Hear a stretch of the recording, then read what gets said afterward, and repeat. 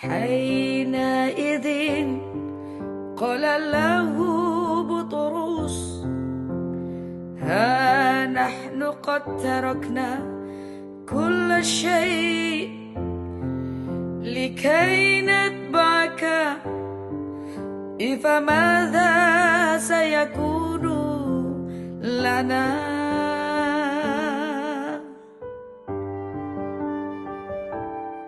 Sebenarnya kalau masalah pernikahan ini ya, misal poligami gitu ya, nikah siri itu ya, yang jadi sengsara itu istri dan anak-anak. Karena apa? Ketika si suaminya ini, saya tuh banyak di sekeliling saya itu ya, orang-orang tuh ya, kadang-kadang mereka tuh curhat sama saya, mesake lah. Mereka ketika suaminya meninggal, dia tidak bisa menuntut apapun. Yang dapat hak waris ya tetap keluarga dari istri pertama. Walaupun anaknya itu laki-laki yang istri siri ini. Ya dia tidak dapat apa-apa karena secara legalitas dia nggak punya legalitas apapun. Dia akan mengajukan akte kelahiran, nggak bisa. Akte kelahirannya dia itu cuma anak seorang ibu, tidak tercantum nama suaminya. Ini yang menjadi masalah besar sebenarnya. Makanya ada isbat nikah dan segala macam.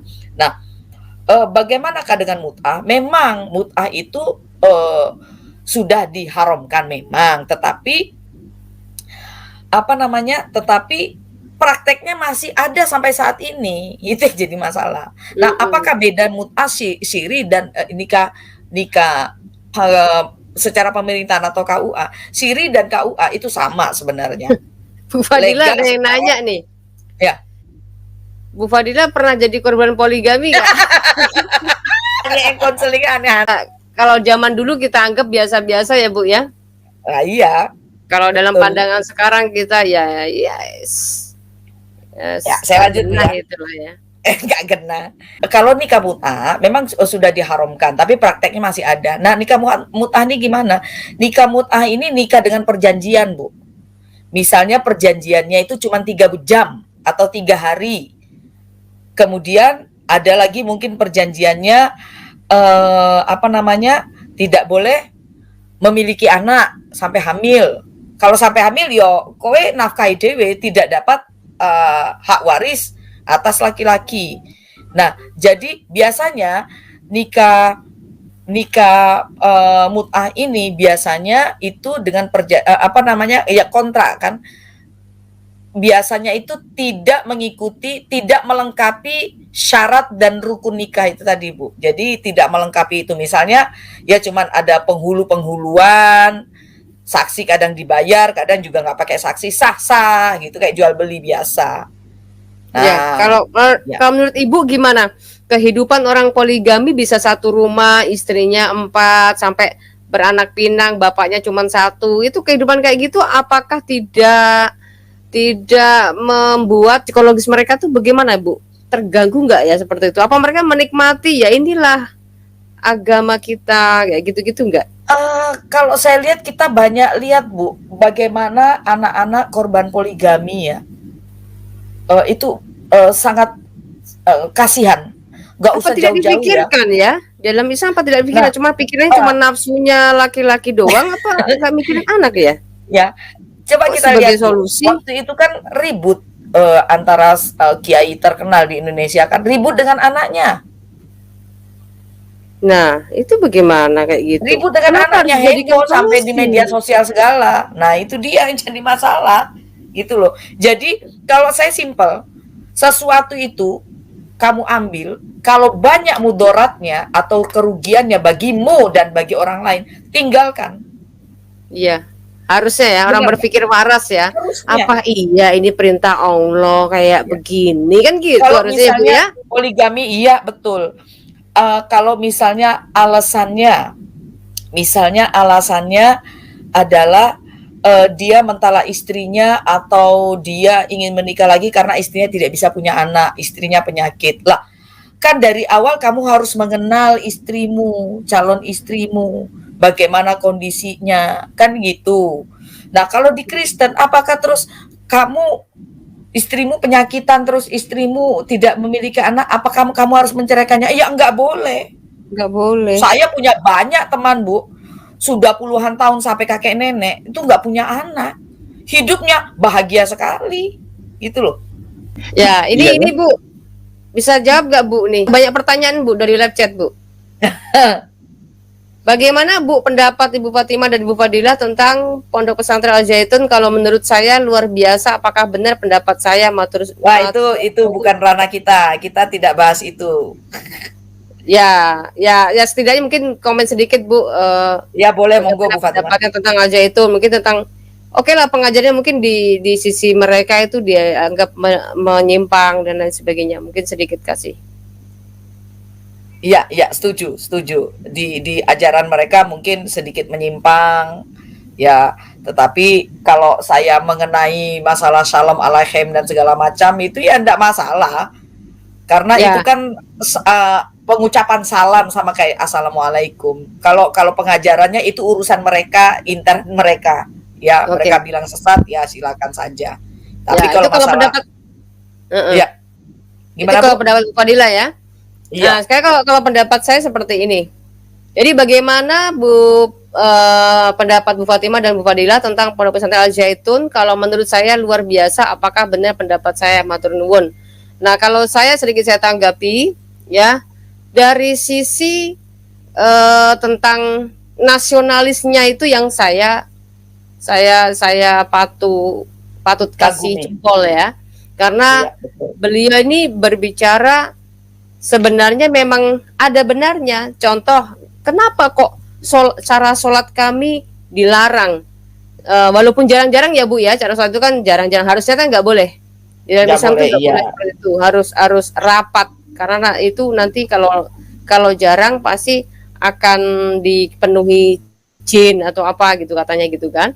Jadi harus rapat. Nah, menurut Panji Gumilang mengatakan itu kan Quran nggak ada mengatakan harus dempet-dempet dan lain sebagainya. Nah, itu artinya sebenarnya apa yang disampaikan oleh Panji Gumilang ini ingin orang itu harus berpikir waras. Ayo, jangan kita terdoktrin dengan sesuatu yang tidak pernah ada perintah dari Allah.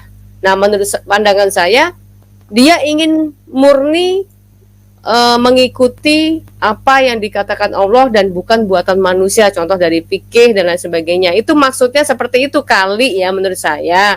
Tapi kalau secara umumnya di dalam Islam kan memang menyimpang. Tapi kalau dalam prinsip-prinsipnya kita lihat dia lebih nasionalisme.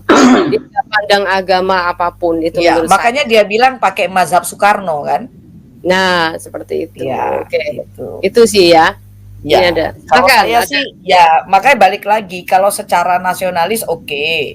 Kalau secara dia rasa toleransinya yang besar, rasa kagumnya terhadap Israel, Yahudi ya itu enggak masalah.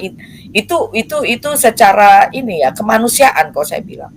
Tentang lagu juga nggak masalah. Tetapi Nah. mungkin kalau masalahnya tentang perempuan jadi khotib di sholat Jumat, kemudian perempuan safnya boleh di depan, itu kan menyalahi aturan intern mereka, itu biarlah yang menjadi urusan mereka. Kalau saya sih begitu, Bu. Ya, betul. Iya. Iya. Ini ada Pak Dedru. Selamat malam Pak Ya. Dedru. Malam, shalom Pak Dedru. Shalom, selamat malam. Kalau Tadi kita gimana, Pak bahas Dedru? masalah poligami ini mesti pria-pria yang masuk, jarang perempuan. Heran juga Bu, saya. channel saya ini perempuan hampir jarang.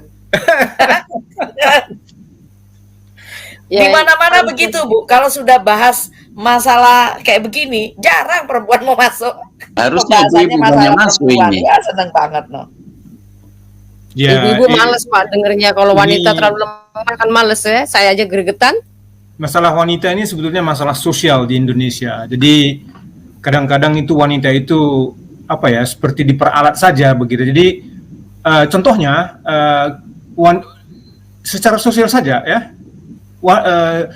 lelaki itu karena kita adalah agraris, ketika musim bertanam itu lelaki, tetapi setelah itu mereka tinggalkan kan begitu.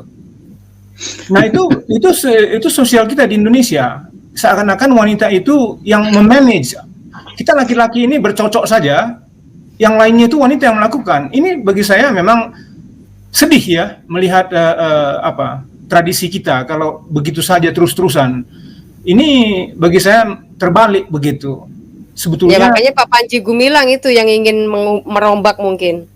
Nah ini jadi kalau misalnya poligami atau apa ya begitu semua, karena wanita itu ya begitu seperti lelaki itu yang punya otoritas begitu, apapun itu ya terima begitu. Saya rasa itu salah lah begitu ya, nggak benar begitu. Ya terutama bagi kami yang hidup di dunia barat begitu. Kita melihat ini merasa aneh.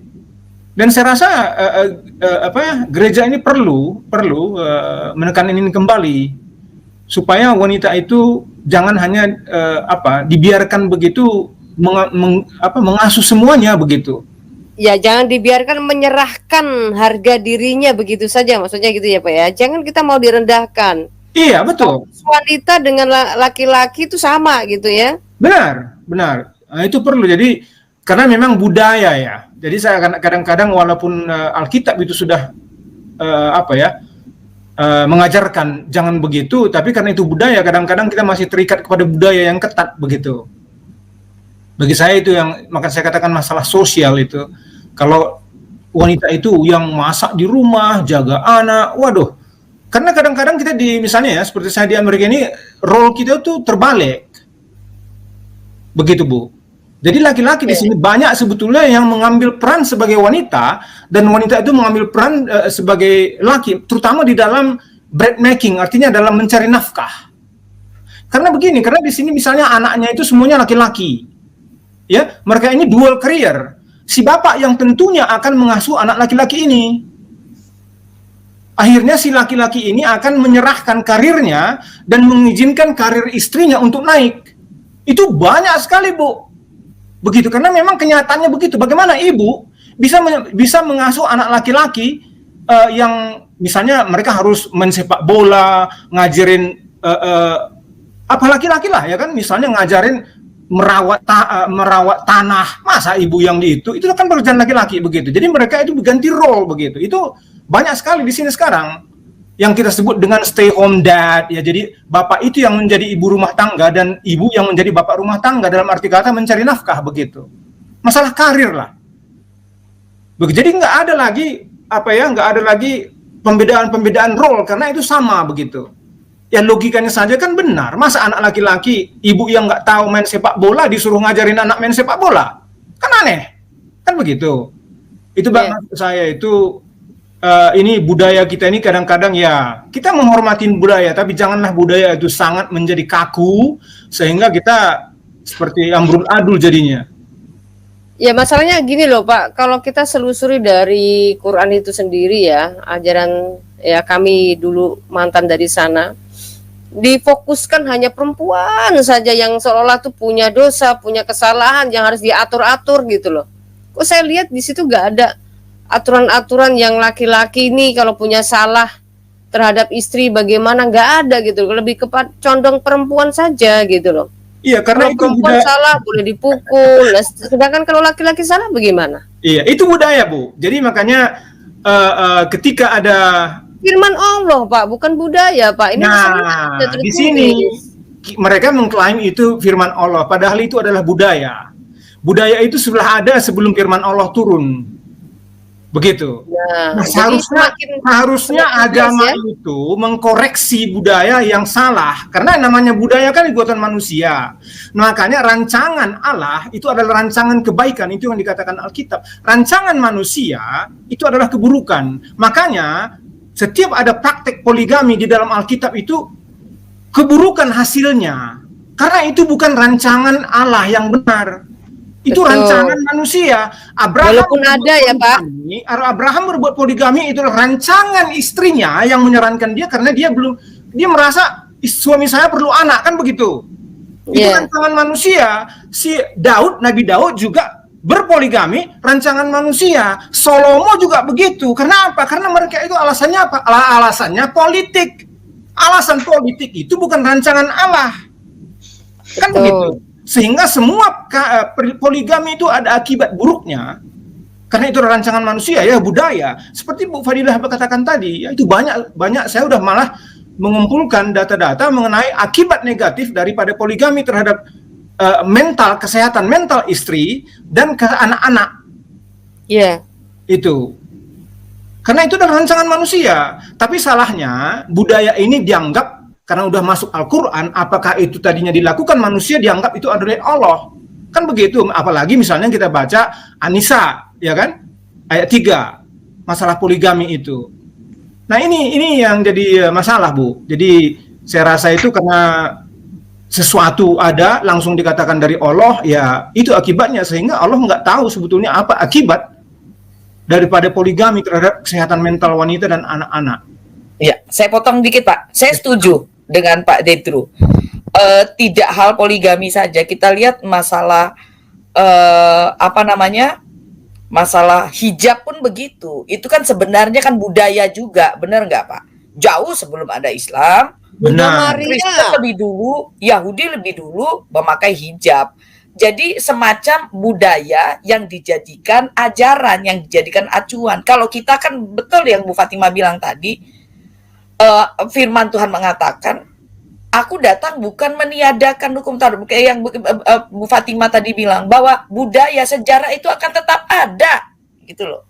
Sebagai pembelajaran, bukan untuk menjadi teladan kita, gitu loh. Jadi bukan budaya yang diserap untuk menjadi ajaran. Begitu kan Pak ya? Jadi ukuran kita harus melakukan itu gitu. Betul, bukan. Tetapi kita melakukan sesuai firman Tuhan ya karena kasih karunia Tuhan, bukan karena budaya, tidak. Gitu. Tadi itu. Oke, silakan. Ada yang mau bertanya lagi enggak ini? Bu Fadila jelaskan arti dari bahasa Arab akad nikah. Akad Akad nikah apa? itu semacam apa ya? Kesepakatan, betul, kesepakatan. Ini ada yang bilang akad kredit katanya. Ada akad kredit kalau kita beli rumah, beli mobil kan akad kredit. Beli rumah Ya, kan akad nikah Bu sama dengan itu Bu. Kalau kesepakatan sudah tidak sepakat lagi kan bisa dipisahkan, bisa cerai kan. Iya. Kalau kesepakatan sudah tidak sepakat lagi, ya bubar. Ini apa sih Abu Nawas nggak seru, banyak fitnah, oten gila, bye. Berak kata dia. Channel Muslim yang nggak buka Baru nongol berarti dari tadi nonton nggak dia, mungkin Bu. akan dialog. Lah kayak nama ki raine ilmu arep dialog kok ya. Dia aja kabur mulu, ditantang juga nggak mau, nggak berani buka link juga dia. Tuh bos tok. Bos tok dia tuh. Ini salam Bu Fatimah Sadia, Bu Fadila, Hafiz dan semuanya dari Satrio Madu Koros. Salam. Mana mungkin berani masuk. Putra Christian. Fatimah Sadia, bagaimana untuk kasus sebab pria muslim yang murtad namun sudah memiliki 2 istri muslim? Secara alkitabiah apakah salah satunya harus diceraikan atau tetap sebagai Kristen dengan 2 istri? Oh ini ada masalah kasus seperti ini Bu. Ya. Ibu mau jawab nggak? Ya, kembali ke istri masa mudamu. Ya betul. Walaupun dia belum menjadi Kristen. Kembali kalau ke dia belum menikah Bu, misalnya waktu dia nikahnya hanya nikah Islam, istrinya 2, ini pertanyaannya dia belum punya istri kan waktu dia. Nah ini Kristen. pertanyaannya nih kan, pria muslim murtad ya namun sudah memiliki 2 istri muslim Bu. Gini, pria muslim yang murtad namun sudah memiliki 2 istri. Jadi dulunya dia muslim yang sudah memiliki istri 2. Betul. Kemudian kan dia jadi Kristen, ya kan? Tapi dia tidak boleh dia harus kembali ke istri masa muda. Istri masa muda istri yang mana? Istri tua. Pertama. Istri yang pertama ya. Ya berarti istri kedua harus diceraikan. Ya. Tetapi kalau jika dia punya anak dari istri kedua, anaknya harus tetap dia nafkahi. Ya betul. Ya, itu Pak Putra Christian sudah jelas belum jawabannya? Ya, tadi ini ya, tadi sudah ada nih ayatnya di 1 Korintus ya.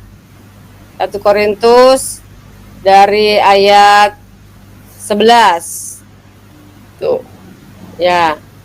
Dari ayat 11 sampai ayat 15. Ya, kon golek dhewe wis ngono wae, Ya, ora usah nanti diwaca pelajari meneh, lagi Bu. karena tadi ini sebenarnya sudah dibahas tadi ya. Sudah dibahas. Nah, karena tapi memang karena sesuai tema tadi kan Bu, ini kan membahas dari segi Betul. Islam dan Kristen Nah, ya. si Jadi Amir Lion nih dari tadi memang gitu. Mana jangan asumsi. Ngono terus. Ya. Iya. Nah, terus tadi ada yang tanya Bu, gini Bu, tadi wah kebablasan. yang mana? Saya buka aja. Nih, Putra Christian masih bertanya, terima kasih, namun bukankah perceraian dilarang menurut Alkitab, Bu? Iya, betul dilarang. Tetapi masalahnya, dia punya istri 2. Nah, kamu harus kembali ke istri masa mudamu. Istri masa mudamu, istri pertamamu. Ya, Jadi kita istri yang keduamu, ya tetap lagi ya. harus kamu ceraikan. Ayatnya buka lagi kalau begitu. Iya. Di Maliaki ya. Di Maliaki Kan 2. Kristen tidak boleh punya 2 istri, Pak Putra Christian. Tidak ada 2 istri. Betul. Jadi yang satu harus diceraikan. Gitu loh. Dan kamu bertanya, oleh karena apa? Oleh sebab Tuhan telah menjadi saksi antara engkau dan istri masa mudamu yang kepadanya engkau telah tidak setia. Padahal dia teman sekutumu dan istri seperjanjianmu. Jadi ketika kamu sudah ngambil keputusan untuk mendua, kamu telah mengkhianati cintanya istrimu. Jadi harus ngambil keputusan yang tegas. Istri yang pertamamu itulah yang menjadi istrimu. Pasanganmu. Iya. Ya, yang keduanya mau nggak mau ya harus diceraikan. Karena itu kesalahan kamu gitu loh. Iya, Itu kesalahan karena waktu itu di masa lalu itu kamu ketika masih di makan dalam kegelapan, kamu belum mengerti iman terang waktu itu kan. Masalahnya kan di situ. Nah, seketika kamu sudah jadi ngerti terang itu, ngerti ajaran Kristus itu, ya 1 Korintus ini tadi yang harus kamu imani. Oleh sebab itu Tuhan telah menjadi saksi antara engkau dan istri masa mudamu yang kepadanya engkau telah tidak setia. Padahal dialah teman sekutumu dan istri seperjanjianmu. Artinya kamu kembali kepada istri pertamamu. Karena di dalam kekristenan tidak ada poligami, itu jelas. Gitu loh. Kamu melakukan itu beristri lebih dari 1 karena waktu itu imanmu masih iman yang lama. Itu loh. Nah, oke Bu, ini julukannya Bu Fadila, Umi Fadila ya. Ya udah. Umi tolong jawab. Izin bertanya Bu, adakah pengetahuan tentang efek samping psikologis per anggota dalam suatu keluarga setelah poligami? Oh, banyak. Ya pasti ada lah. Anak-anak tuh pasti. Minder ya. Bukan minder, berantem Bu. Bu, keluarga saya tuh ada Bu yang kayak gini. Berantem, serius. Rebutan harta. Rebut bapak atau berantem bagaimana itu? Warisan. Harta. Karena ketika bapaknya meninggal ribut. Warisan ya. Warisan, satu itu. Bapaknya masih ada. Ini psikologis Bu, ini psikologis dia tanyanya. Efek samping psikologis. Iya, psikologisnya ya gitu Bu. Berantem itu kan salah satu psikologis, efek psikologis. Tadinya dia ketika bapaknya masih ada. meninggal Bu. Kenapa? Waktu masih hidup aja itu bapak ibunya itu udah ribut. Sudah ribut. Apalagi setelah meninggal gitu. Fatimah. Saya ceritakan tadi kiai besar yang sampai di media sosial ribut antara anak sama bapak. Istrinya malah nggak ribut, anaknya ribut sama bapaknya. Bapaknya masih hidup, sampai sekarang masih ada. Bukan masalah hak waris, tetapi masalah ngatain ibunya yang sudah 7 kali bongkar mesin. Nah itu yang ribut masalah itu dulu. Ya kan, ini tahu kan bapak yang siapa nih M Nikita ini banyak sekali lah pertanyaannya. Apakah poligami berperilaku seperti penyakit yang ditularkan dalam keluarga? Ini dia pertanyaan banyak sekali dari tadi loh. Sekarang gini Bu, bisa saya potong sedikit Bu. Yang lain nih. Enggak. Sekarang begini, kita tanya deh ke setiap wanita gitu ya. Kita tanya ke setiap wanita, apakah dia mau dipoligami gitu ya. Itu pertama. Rata-rata wanita mengatakan itu tidak mau gitu loh. Dan hampir semua kita tanya itu, hampir semua menjawab itu tidak mau. Tapi ya, tapi karena keyakinan keagamaan di sebelah ini ditakut-takutin, nanti kamu kalau tidak mengizinkan suamimu berpoligami, nanti kamu tidak diizinkan masuk surga katanya. Jangankan masuk surga, mencium bau surga pun tidak diizinkan katanya kan. Dan itu melawan suami katanya kan. Nah akhirnya mau tidak mau ya mau dipoligami, tapi secara batinnya menjalani kehidupan sehari-hari itu membatin kok. Nah saya punya kawan ya, istrinya 4 itu, yang satu yang pertama itu sabar banget, tapi sesabar-sabarnya pun dia ya itu menderita kok, menderita. Yang kedua juga menderita juga. Jadi saya kenal tiga istrinya itu saya kenal, yang satunya, yang keempat tidak. Tapi boleh saya bilang tuh tiga-tiganya tuh curhat tuh ya nggak tahan kok, nggak, secara psikologis mereka menderita kok Bu. Itu loh yang saya bisa jelaskan di sini gitu. Saya jawab ya, psikologis masih Bu ya. Oke. Dampak psikologisnya banyak banget. Si anak-anak merasa tertekan, jelas. Apalagi kalau anaknya perempuan, dia akan merasa ketakutan, nanti dia akan mengalami hal yang sama. Nah, tadi pertanyaan, apakah itu bisa menjadi sebuah penyakit keturunan? Karakter mungkin bisa, ya. Karakter orang yang suka selingkuh, ya, itu susah sembuhnya kalau tidak Tuhan yang menyembuhkan.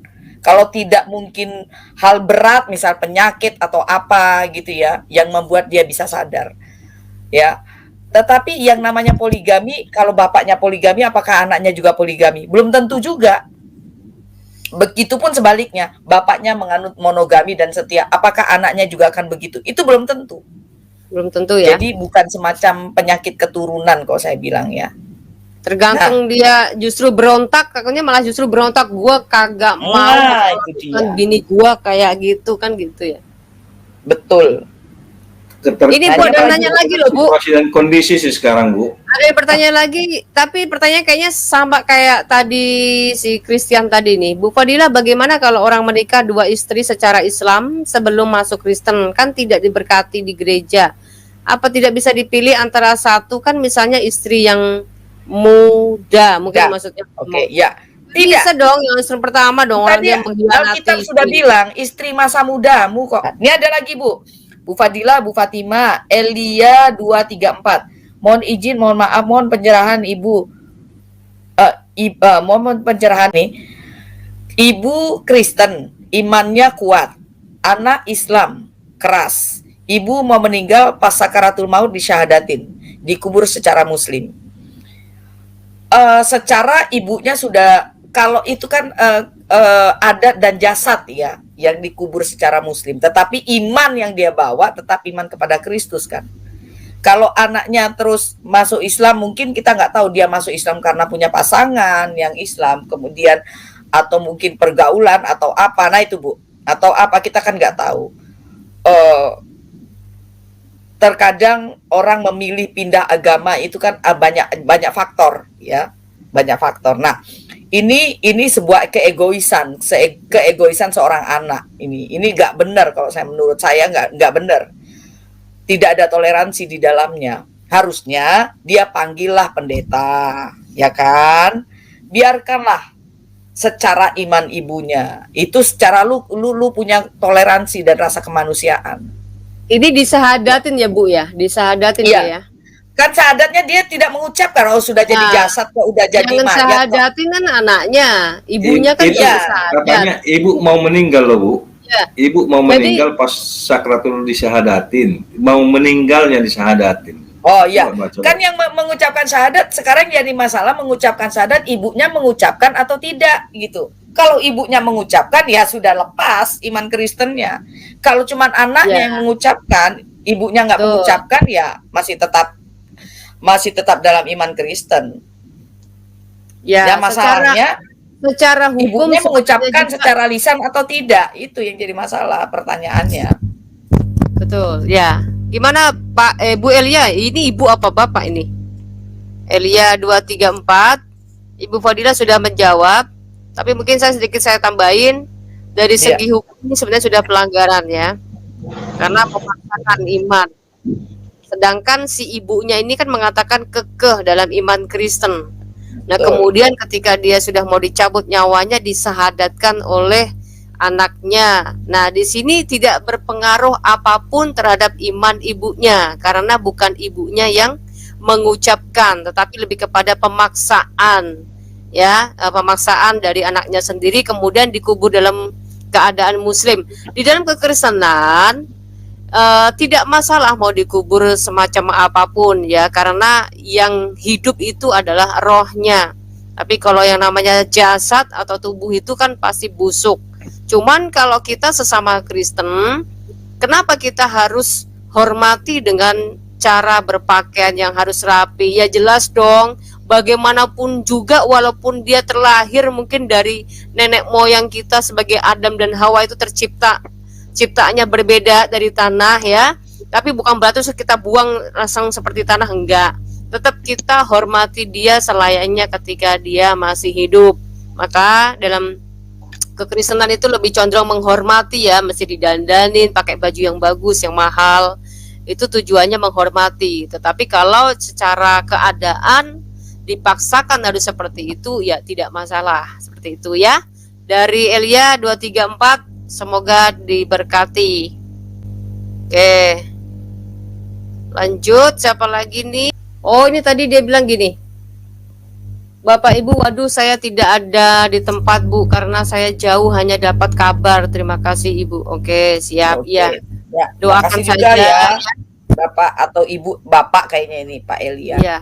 Karena kalau dikasuskan juga sebenarnya sudah apa ya, percuma ya. Ya kita tetap doakan saja orang tersebut yang tadinya mungkin benci dengan kekristenan dengan imannya yang kekeh di dalam Islam. Doakan saja, kita nggak tahu. Justru dia suatu saat akan, kalau misalnya Tuhan panggil dia akan berkesaksian dengan sejujurnya sendiri, dia akan mengatakan hal itu gitu. Kalau sekarang ya sudahlah, kita doakan saja yang masih hidup. Ya, saudaraku Elia. Terima kasih. Lanjut, siapa lagi? Ini apa sih si Amir Leon ini? Kamu kalau ini coba komennya tuh agak sedikit Ibu Fatima. Biar rahmatan lil alamin begitu loh. Jadi kamu harus menunjukkan keyakinan kamu itu katanya agama yang paling rahmatan lil alamin, itu kamu tunjukkan dengan kata-kata yang baik aja ya. Bu Fatima. Ya. Ya. Mungkin coba dibukakan kembali itu pernah Ibu Fatima sama Ibu Fadila itu bahas itu orang yang lahir apa, orang yang disetubui malam Jumat dia pintar apa, hafal Al-Quran yang malam itu Sabtu. apa, Fatul Izhar Bu. Ya, Itu mah kemungkinan Amir Leon mungkin bukan di hari malam Jumat itu. Makanya dia tidak mengerti. Iya, itu harus ini lagi buka data yang itu lagi. Ntar ininya udah beda lagi nih kan. Tempatnya. Ntar ini kita lebih kepada kejawab-jawab Ya, nih, nanti kita akan bahas itu Pak. Tenang Pak. Ada waktunya Pak. Ya, disiapkan aja itu. Nanti ditanya kamu waktu itu malam apa ya? Bu, ada pertanyaan nih. Dayak Kalteng, Bu Fadila, gimana kalau seorang mu'alaf tapi masih percaya Kristus? Gimana? Ya mendingan ya kamu harus berani ambil keputusan untuk siap pikul salib dong. Jangan kamu sudah tahu bayi Yesus tapi kamu masih sholat, masih menikmati kenyamanan. Nah, ini pernah kita bahas waktu kita di gereja mana itu ya Bu ya? Ada yang bertanya. Betul Bu. Waktu itu ada yang bertanya seperti itu, kita katakan oke lah kalau keadaan sementara kamu masih bisa ngikuti suami dulu, tapi kamu harus ada ketegasan juga. Suatu saat ada ketegasan, kamu katakan kalau kamu tidak bisa menjadi imam sebagai laki-laki Islam, ya saya akan lakukan dengan keyakinan saya, kan gitu kan harusnya. Kamu harus Betul, lakukan betul. keyakinan kamu. Kamu harus ngambil keputusan walaupun kamu dalam pernikahanmu sekarang tetap kamu menjadi orang Kristen. Kamu ke gereja, kamu baca Alkitab, kamu berdoa secara Kristen, kamu memuji Tuhan secara Kristen gitu kan. Itu saja, lakukan itu. Kalau mereka misalkan Begini. itu kamu harus cerai, ya jangan takut. Ya. Gini Yesus gini Bu. mengatakan, barang siapa yang mengasihi anaknya, ini sepokoknya di luar Kristus, ya itu tidak layak bagi Yesus gitu loh. Tetapi kalau itu Betul. pasangan hidup kamu, kamu harus buat pertimbangan. Kalau bisa kamu bawa dan pimpin istrimu, pasanganmu itu begitu. Ya. Nah, ini masalahnya dia itu mu'alaf karena apa? Apakah karena menikah, apa karena pergaulan, atau karena pekerjaan, atau karena supaya dapat jabatan. Nah, ini dulu yang jadi masalah. Kalau kamu meninggalkan Tuhan hanya karena hal-hal kedagingan ini, ya kamu harus minta ampun kepada Tuhan gitu loh.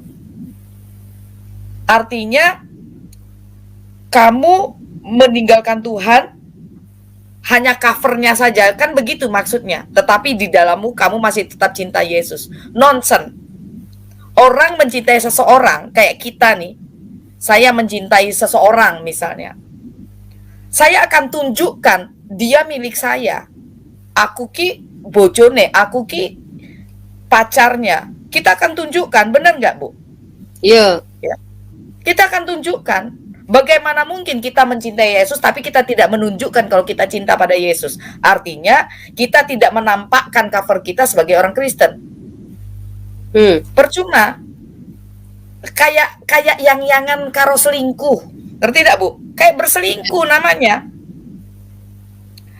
Di luar aku mencintai suamiku.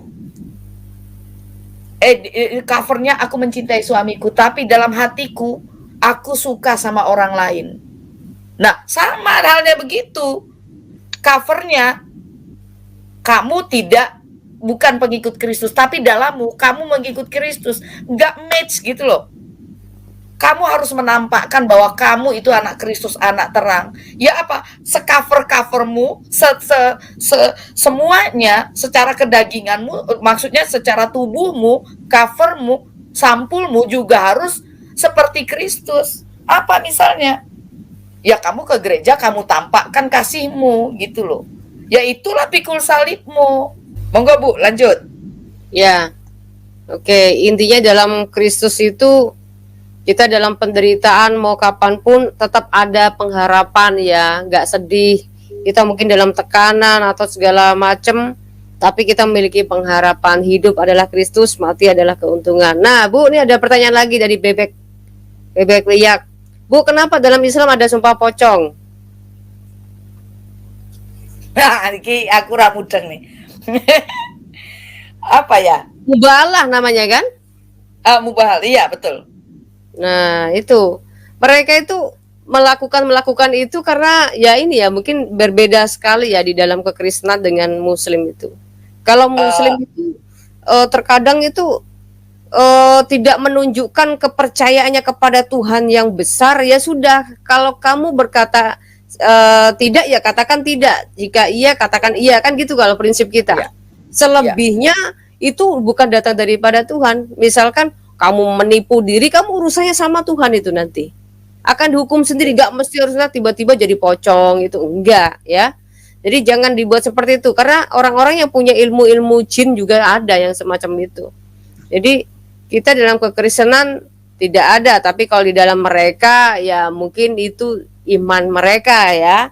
Itu iman mereka melakukan hal itu. Itu sumpah ya pocong ini sebenarnya bisa karena biar dibilang tradisi. meyakinkan kali Bu ya. Ya, sumpah pocong ini ada yang bilang termasuk bid'ah alias tidak dilakukan di zaman Rasul. Jadi dia semacam budaya gitu loh. Karena kadang-kadang di iman mereka nih budaya menjadi sebuah ajaran itu yang dipercaya. Itu masalahnya. Ya, budaya Bu masuk di dalam ajaran kepercayaan. Ya, betul. Ini ada yang bertanya Bu, Anda masih muda. apakah si Aisyah itu termasuk pelakor? Di dalam Islam tidak. Bukanlah. Kan Bukan Khadijah dia udah yang merebut. meninggal. Bukan dia yang merebut. Dia Jadi tidak pernah merebut. Aisyah tidak pernah menebut. Justru Aisyah itu dulu masih main boneka, masih pokoknya masih anak-anak, mana bisa jatuh cinta sih anak sekecil itu. Ya kan dia gak ngerti awalnya gitu. Nah, karena ketika Rasul tuh menikahi Aisyah itu Khadijah udah meninggal. Betul. Jadi Baginda itu dulu ketika bersama Khadijah dia tidak pernah poligami. Ya, tidak pernah poligami. Begitu setelah Khadijah meninggal barulah dia poligami, ya. Itu sejarah Islam mesti tahu lah itu. Iya Bu, karena katanya kan si Khadijah ini kan orang kaya, nanti dia diceraikan kalau dia poligami.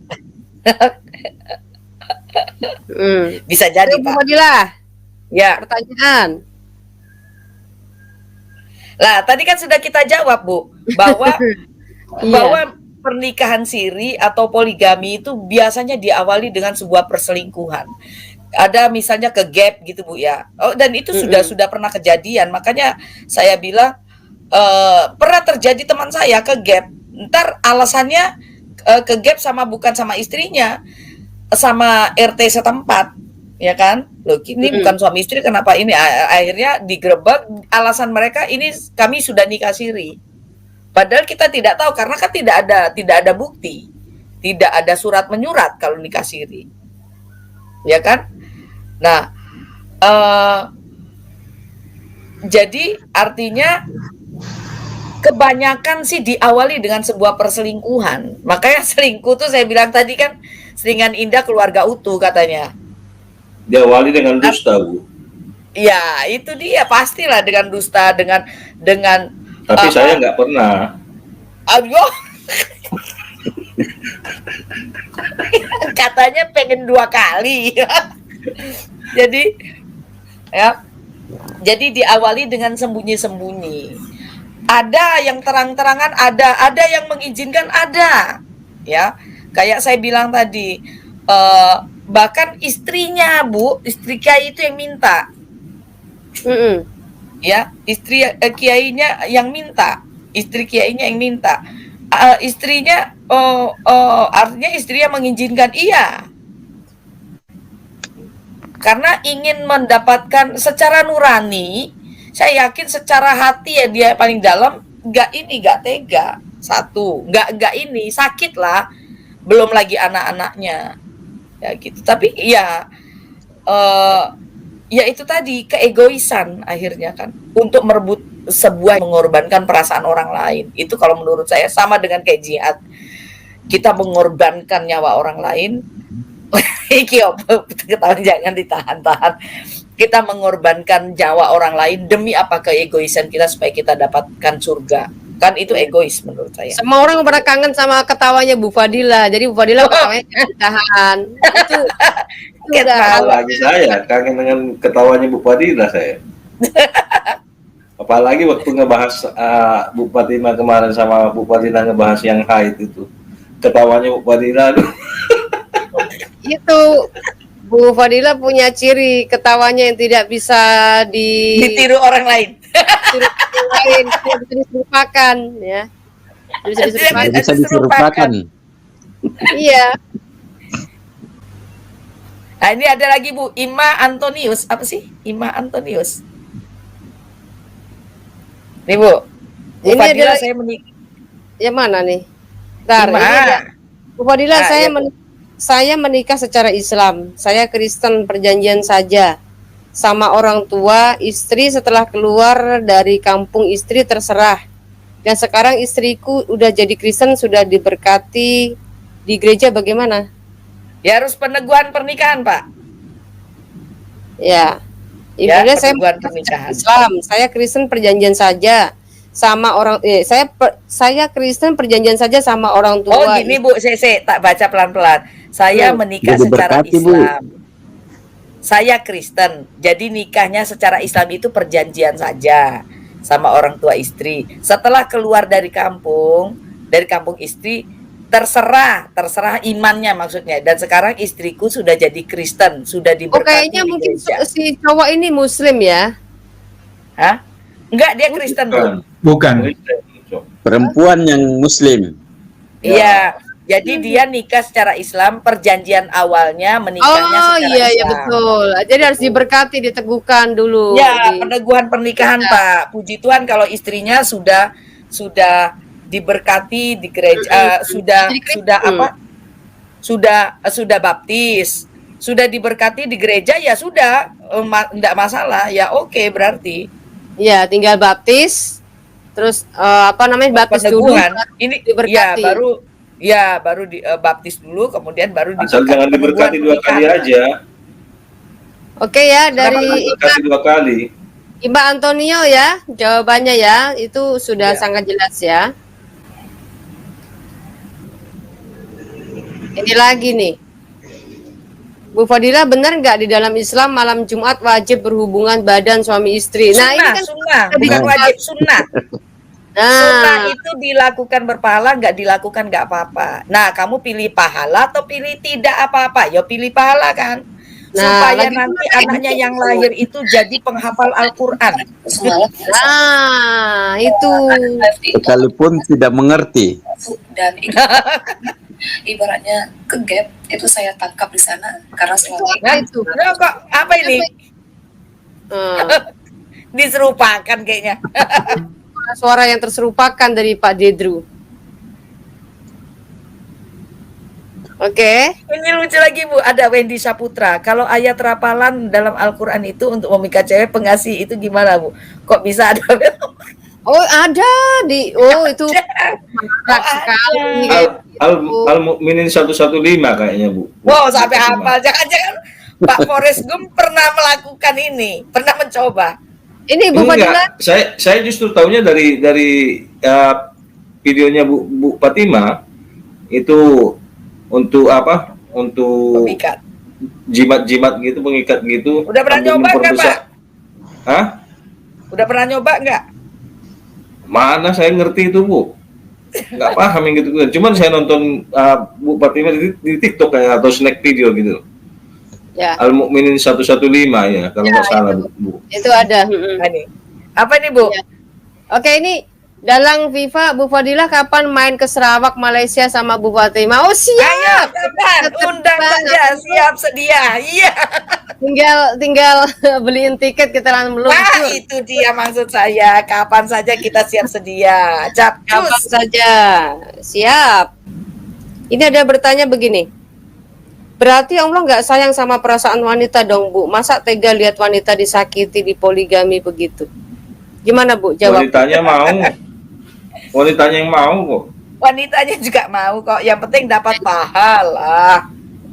Yang tersakiti itu istri pertama masalahnya. Jadi kalau yang Iya. yang kedua, yang ketiga, yang keempat itu kan pelakor. Mereka motivasinya sudah berbeda. Motivasinya Ya, itu biasanya tadi keegoisan tadi Nah, saya dia bilang. nggak mungkin ada orang yang kaya dia mau dipoligami itu gak ada.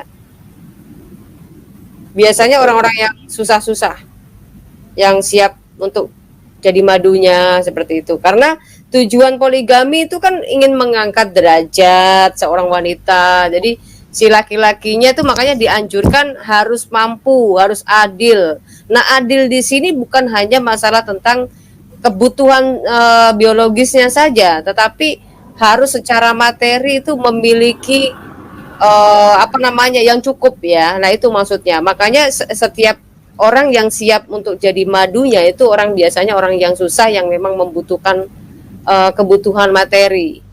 Gitu. Tetapi yang tersakiti di sini adalah si wanita istri pertama itu merasa terhianati seperti itu, ya. Oke, jelas ya. Ada lagi, Bu. Nih, Bu. Bu, kalau orang Kristen pakai hijab kan tidak masalah, enggak masalah. Saya di gereja pakai hijab. Pakai hijab, suster-suster juga pakai hijab. Iya, saya ke gereja pakai hijab.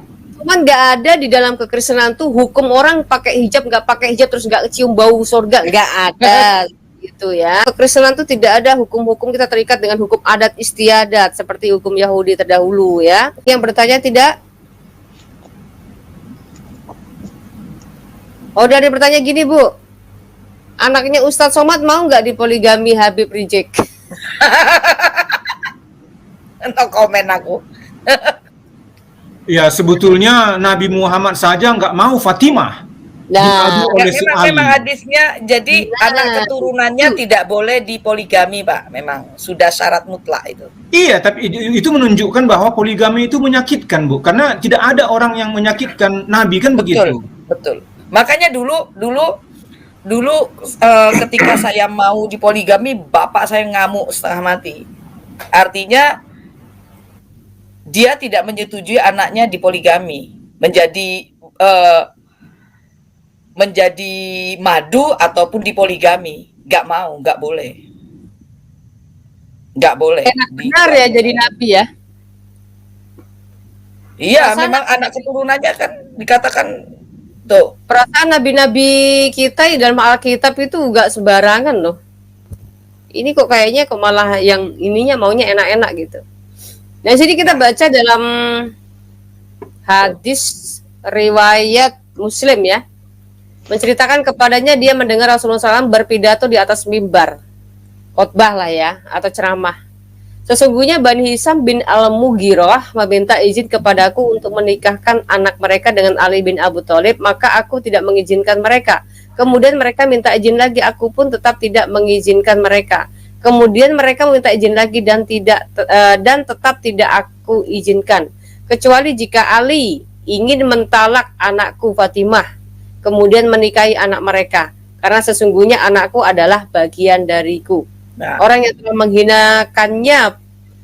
telah menghinakannya, maka akan menghinakanku pula. Dan orang yang menyakitinya berarti menyakitiku pula. Loh, dia tuh tahu kalau orang dikhianati itu penghinaan, ya kan? Penghinaan bagi si perempuan itu. Nah, itulah kenapa kita bilang dasar Alkitab itu sangat jelas. Kasihilah sesamamu manusia sama seperti dirimu sendiri. Kalau dirimu sendiri gak suka disenggol ya jangan nyenggol gitu loh. Ngertos kan? Nah, kalau ini nabinya enggak, dia bisa mau melakukan praktek poligami, giliran anaknya sendiri gak boleh. Karena itu disebut penghinaan. Karena itu artinya menghina dirinya katanya ya. Itu. Karena sesungguhnya anakku adalah bagian dariku, orang yang telah menghinakannya maka akan menghinakanku pula.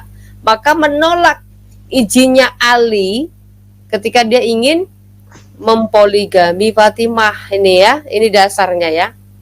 Tuh ini ada lagi tuh hadis terkaitnya. Nih. Ya, itu hadis terkaitnya.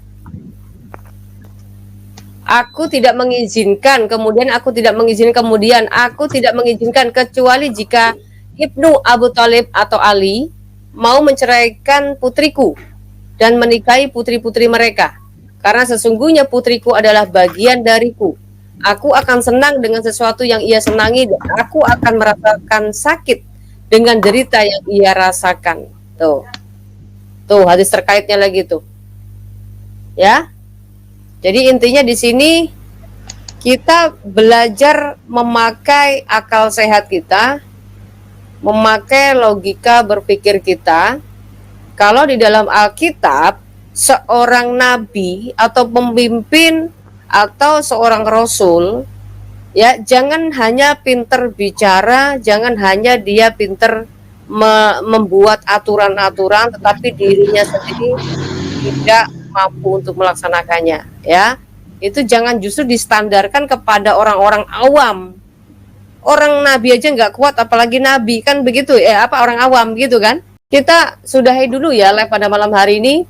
Mungkin kita jumpa di lain waktu dengan pertanyaan-pertanyaan. Silakan mungkin ada yang bertanya kayak gini aja di live chat aja, kalau emang nggak berani masuk ya di live chat aja ya, nanti kita akan jawab satu-satu. Ya seperti biasa nanti kita dengan Umi Fadilah ya. Oke. Oke, siap. Ya, jangan lupa Umi Fadilah ketawanya jangan ditahan. Ya. Permintaan. Nah, itu dia. Enek-enek baik toh ya. Nah, itu ya.